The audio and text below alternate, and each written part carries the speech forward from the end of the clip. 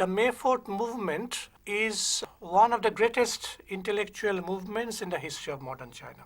It started with the demonstration of the students of Peking against the Japanese government's humiliating policy towards China.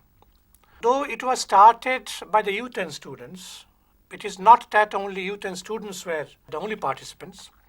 And in fact, it was a broad social movement where not only the middle class intellectuals and students, but many other groups and classes also played an important role. This movement is associated with a particular year, there is no doubt about it, that is 1919. Actually, it embraced a broader period, and it is said that it started roughly from 1917 and continued up to 1921. And this was a broad period of much social ferment and intellectual revolution. And it was definitely an important part of a cultural process which started roughly from the days when China came into contact with the Western powers. Since the entry of foreign capitalism into China, Chinese society underwent a transformation. The society, which was feudal in character, now got itself transformed into a semi-feudal and semi-colonial society. There was a change in the Chinese agriculture, no doubt about it. Then industries also developed in the second half of the 19th century. Those industries were large-scale industries where Chinese big bourgeoisie took an active part, and they were very much collaborators with foreign capitalists. Now, despite the fact that there was some development of Chinese industries, those industries could not expand very much. And it was only during the period of the First World War that there was some scope for the development of China's national industry. There was a difference between the industries that developed in the early 20th century and the industries that developed in the late 19th century. The late 19th century industries were mostly large-scale industries, heavy industries, whereas the industries that developed in the first half of the 20th century or during the period of the First World War, these were light industries or middle-sized industries. And these were called national industries, no doubt about it. And in fact, it was this First World War that gave some breathing space to the Chinese national industries. And apart from industries, modern banks also developed. But the fact is that if we consider the total requirement of the Chinese society, then the development was very insignificant in proportion to the demand. And then after the end of the First World War again, foreign capital again came into China. And so the industries that developed by taking advantage of the breathing period because of the war situation. Now, these industries also came to be confronted with new challenge, foreign challenge. Now, apart from these economic changes that took place, some social changes also took place in Chinese society. There was a peculiar balance in Chinese society. A social equilibrium was there. On the one hand, there were the military officials. On the other hand, we have the landlords and the gentry, landowning gentry or office-holding gentry, stood in between the two. Now, that was a balance. That was a balance in China. Now, that balance was destroyed as a result of new developments that had been taking place over the years, over the decades. And in fact, there was an emergence of new social classes, new intellectuals who were influenced by Western learning. Then the bourgeois, the capitalist class was there, and side by side we have the working class also. Another important development was that there was a creation of a massive peasantry who were thrown out of work, who became landless as a result of the concentration of landed wealth in fewer and fewer hands because of the agrarian crisis, because of the changing circumstances. And it was this roaming population which one section of this roaming population, they joined landlords as mercenary soldiers. And another section, they became bandits. They became rebels against the existing order. Now, it was this section which joined as mercenary soldiers, they sustained warlordism in China. Warlords were landlords, no doubt about it, but they always fought against one another to extend their spheres of influence. And this warlordism developed to a large extent during the period of the May 4th movement. And side by side, as we have pointed out, there were the new intellectuals. And it was these new intellectuals who realized that foreign encroachment had been doing much harm to the Chinese society, Chinese economy. And so they raised a Save China crusade, that China must be protected from foreign encroachment. That was one thing. Another thing was that they were very much critical of Confucian ideology, because Confucian ideology was the ideology which gave sustenance to the Chinese feudalism, and it had also sustained Chinese slavery in the ancient period. And in fact, the May 4th movement was the culmination of the activities of all these forces together. In the long history of China, there are many events which bore some resemblance to the May 4th movement. The first event where the Chinese village students took an active part in politics can be dated back to 542 BC. That is the first recorded history of China, where when students took an active part, and when the village students, they criticized government policies. That was the beginning. And from then on, there were many events in the ancient history of China, in the medieval history of China, where students had been very much active, and they even demanded the removal of the governor, provincial governors, etc. Despite the fact that Chinese students throughout history took an active part in political affairs, in movements, Mao Tse-tung, as he said, it was unique, both in breadth of activity as also in the depth of significance. The intellectuals of the May 4th movement, they realized the truth that if China was to stand on its own feet, then she should be made free from foreign control, from foreign encroachment. And in fact, after the Sino-Japanese War of 1894-95 and the signing of another humiliating treaty, the Treaty of Shimonoseki, 1895, this Save China rallying cry, crusade, it developed, and it was started by the intellectuals. On 18 January 1915, the Japanese minister to China, Hioki Eki, he presented the infamous 21 demands to President Wan Shikai, who was the president at that time. If the Chinese government accepted the 21 demands, major portions of the Chinese territory would come under the control of Japan. It had several sections, but there was a fifth group of demands that had most serious implications, which was at first concealed from public eyes, from the people. And if that fifth group of demands was accepted by Wan Shikai's government, it would mean that China would come under the control of Japan. Now, a tussle had been going on. Wan Shikai had no other option but to accept it. But then there was discussions and etc. On 7th May, Japan gave an ultimatum to China: either you accept the 21 demands or you face the consequences. And it, of course, meant Japanese aggression against China. And so after 2 years, on 9th May, Wan Shikai's government accepted the 21 demands. And when these became, the news came out, and it became public. There was a huge public outcry against the 21 demands, against the acceptance of the 21 demands. And the 2 days, 7th May and 9th May, were denounced as days of national humiliation for China, and it was believed that it was the Yuan Shikai's government. It surrendered to Japanese pressure.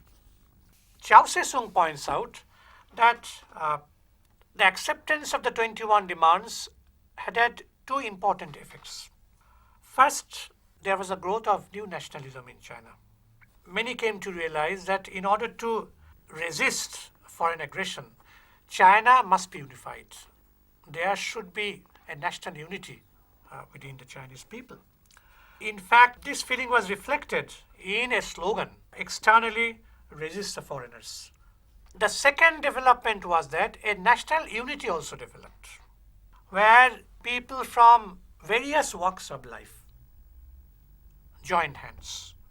This nationalist zeal played a major role in the mass movements that developed in China, in many parts of China, in the days that followed, in the months that followed.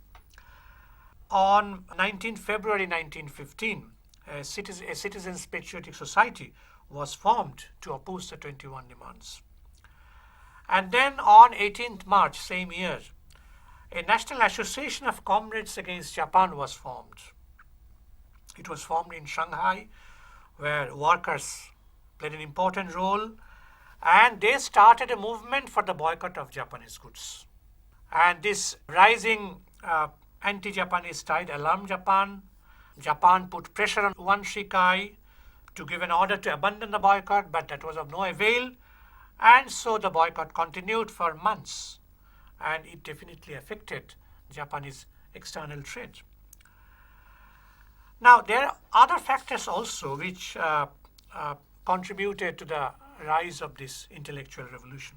That was the role played by the Chinese students who had been studying abroad.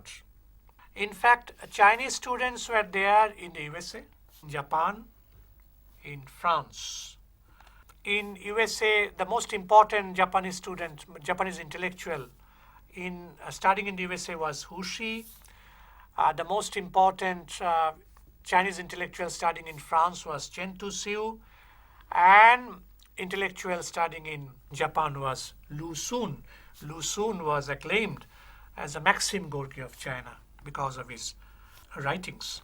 It has been pointed out by Emmanuel Su that these new intellectuals, they belong to a transitional period.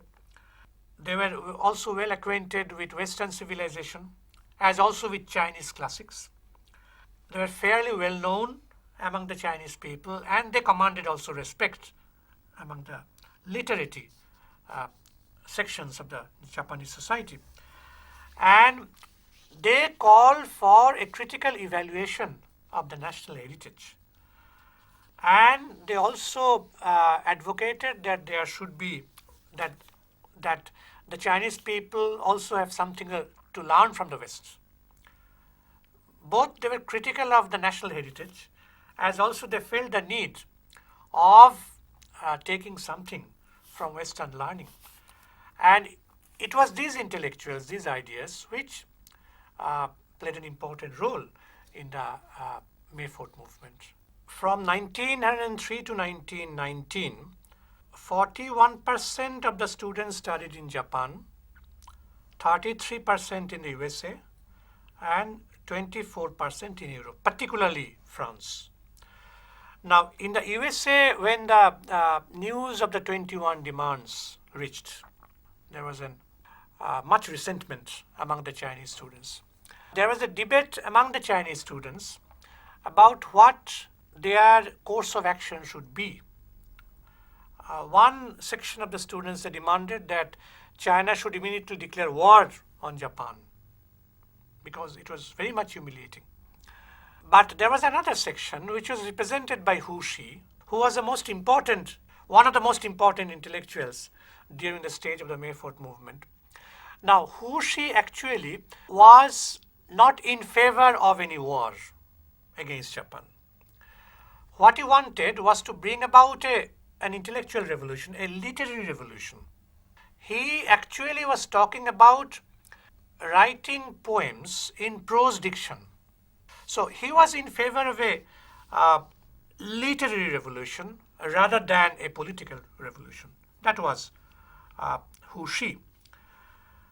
Now, in Japan, we have the revolutionary core of the Chinese students.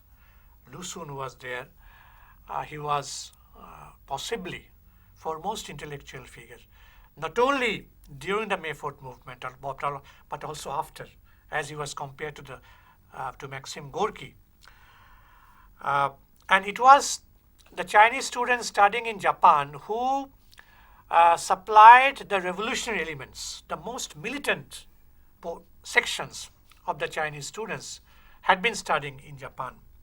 Then we have France. Chen Tuxiu had been in France, and so he was also influenced by the French Revolution, French Enlightenment. So these ideas were there. And all these people, they returned to China after 1915, sometime or in the same year, because all of them felt that they have something to do rather than studying abroad. One important development of the May 4th movement was that it was a change in the Chinese language. Actually, Chinese, there is no alphabet. There are ideograms, there are pictures, there are characters. The Chinese characters are there, but there are no Chinese alphabet. And that is the reason why Chinese language is the most difficult language. The Chinese written language was totally different from the spoken language. So intellectuals felt the need to bring about a situation where the colloquial speech could come closer to the written language. It was felt by the typing rebels earlier, mid-19th century, and it was definitely felt by the intellectuals of the May 4th movement. And in this field, Lu Xun and Mao Tse-tung, they played important role. Now, anyway, after the presentation of the 21 demands, the Chinese students, as we have pointed out, came back to China, and Chen Tuxiu founded a magazine which was known as the New Youth, which played an important role in the May 4th movement.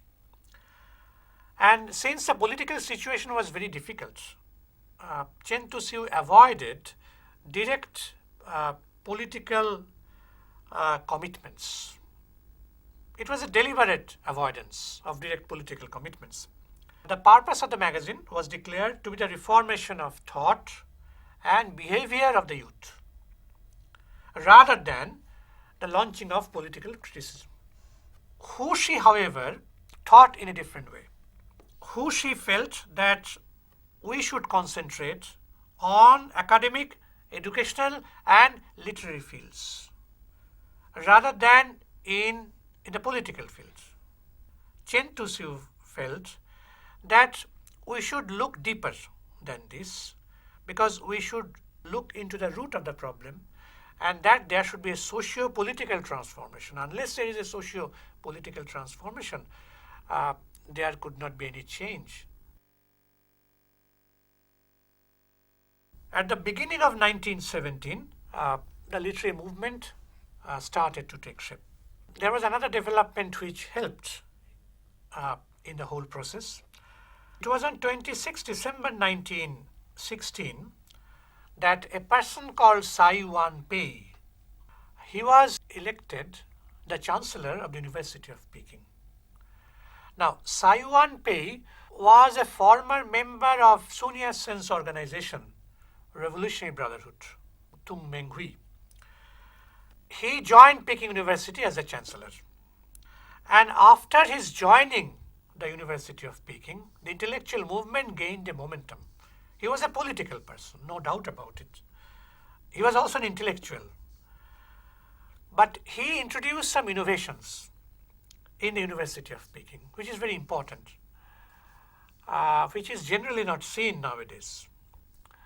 His idea was that since he was a chancellor, it was he who took decisions, but he made it clear that at the time of selection of faculty members, he would not be influenced by his own political ideology. He would only go by merit, academic merit. And that was a system which he introduced. And the result was that teachers having different political ideologies, they joined University of Peking. So we have not only the intellectuals, new intellectuals, but also old intellectuals. That is, who are influenced by Confucian ideology, other ideologies of other types, not the new ones. So, University of Peking became the center where intellectuals having different outlooks could gather together. And so that helped in an interaction, discussion, conflicts, ideological contradictions among them. And so the university actually became a public forum for debates between the old conservative scholars and the new intellectuals. So both these groups confronted each other. It is quite natural that both these groups would come up with their own periodicals. There should be some mouthpiece. And in 1918, a group of students in Peking, they established a journal, New Tide or the Renaissance. And it had 3 guiding principles: critical spirit, scientific thinking, and reformed rhetoric. And the first issue of the magazine was dated 1st January 1919. This journal was immediately welcomed by the new literati, new youth and students, new intellectuals. The articles that were published in the journal showed the influence of the October Revolution. In the first issue, there was an important article written by one Lo Chia-lun, who wrote that in world history, almost every significant period had its tide that could not be stopped. Then he said that Renaissance was the tide after the Dark Ages, and Reformation was the tide of 16th century Europe. And in the 20th century, it is the Russian Revolution. These are the tides. Very important events, landmarks, watersheds in the history of the world. Mao Tse-tung, while referring to these events, to these articles, he points out that it does not mean that all the students had become Marxists or communists. No. There were some Marxists, there were some pro-Bolshevik elements, no doubt, but it was a mixture of Marxism and democracy, Western democracy.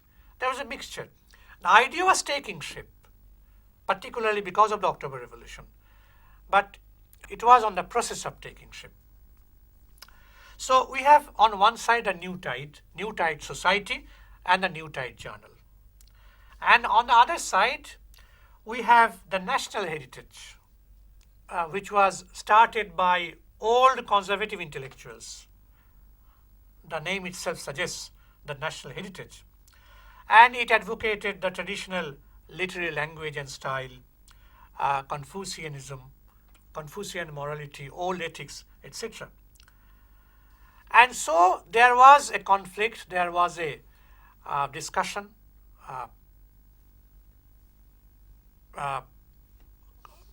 one view refuted by another, and then counter views, etc. So these have been going on. So, and in this way, the new ideas developed.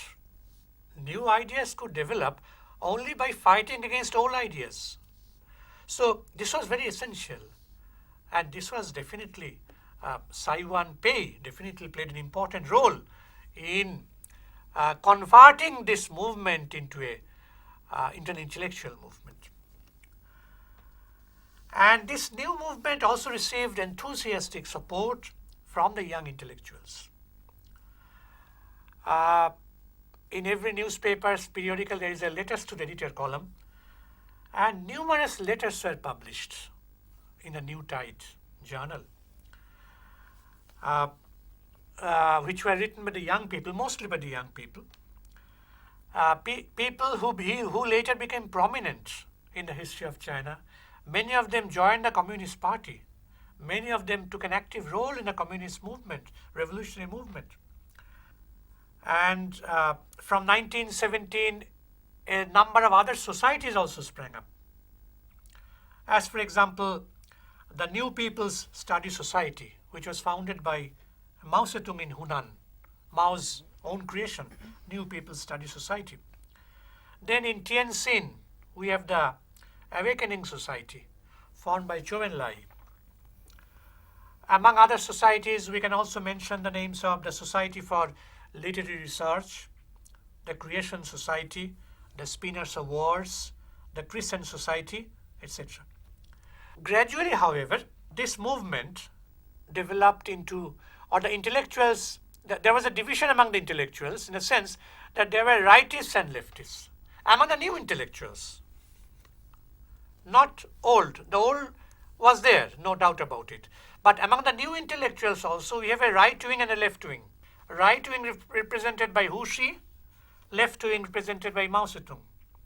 And the right wing, they were not interested in politics. Hu Shih and others and his associates, they were interested in literary revolution or other things. Whereas Mao and his associates, they of course believed that unless there were basic socio-economic transformation, China would remain the same. So in order to bring about fundamental transformation in China, there should be a social revolution. And the idea of social revolution, socio-political revolution, dethroning the existing society, an anti-feudal and of course anti-imperialist revolution, that started to take shape from that period. There is no doubt about it. The May 4th movement was a broad intellectual movement which was part of a long process, a long cultural process. It had much to do with the coming of the Western powers. This May 4th movement was directed both against the existing conservative ideas within Chinese society, and it was also against foreign control. It was opposing foreign control, but it was also ready to take lessons from the West. They were not ready to accept Western control. They raised the slogan of Save China Crusade. They were prepared to take what was good in the West, but definitely they would oppose what was bad in the Western civilization.